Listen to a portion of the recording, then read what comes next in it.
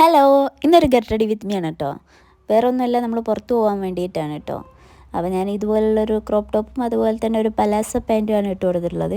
അത് കഴിഞ്ഞ് നമുക്കിനി ഫേസിലേക്ക് എടുക്കാം. ഫേസിലേക്ക് എടുക്കുമ്പോൾ എനിക്ക് എൻ്റെ ഫേസ് കണ്ടിട്ട് എനിക്ക് ഭയങ്കര സങ്കടം തോന്നുന്നുണ്ട്. കാരണം മൊത്തം പിമ്പിൾസാണ് കേട്ടോ. എന്ത് ചെയ്യണമെന്ന് എനിക്കറിയില്ല.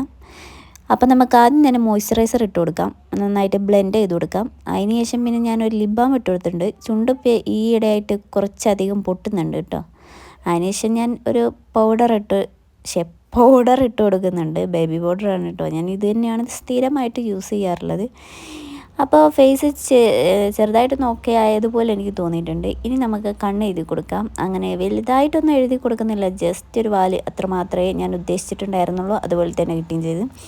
ഇനിയാണ് എൻ്റെ പരിപാടി. ഹെയർ സെറ്റാക്കുക എന്ന് പറഞ്ഞ ഒരു ടാസ്ക് തന്നെയാണ് കേട്ടോ. അങ്ങനെ എങ്ങനെയൊക്കെയോ പിടിച്ച് ഞാനൊരു പോണിറ്റൈൽ കെട്ടിക്കൊടുത്തിട്ടുണ്ട്. വലിയൊരു പോണിറ്റൈലൊന്നും അല്ല, ജസ്റ്റ് ഒന്ന് ഇതാക്കിയിട്ട് കെട്ടിക്കൊടുത്തിട്ടുണ്ട്. പിന്നെ ലിപ്സ്റ്റിക് ഇട്ടു. 2 ലിപ്സ്റ്റിക്കും കൂടി മിക്സ് ചെയ്തിട്ടാണ് ഈ ഒരു കളർ ഇട്ടിട്ടുണ്ടായിരുന്നത്.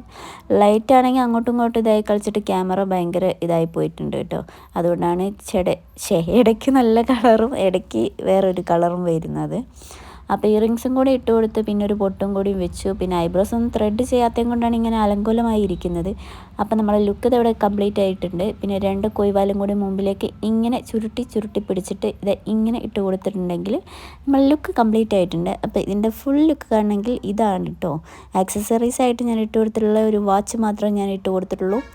വേറെ ഒന്നും ഞാൻ അങ്ങനെ ഇട്ട് കൊടുത്തിട്ടില്ല. അപ്പോൾ ഇത്രയുള്ളൂ. ബൈ.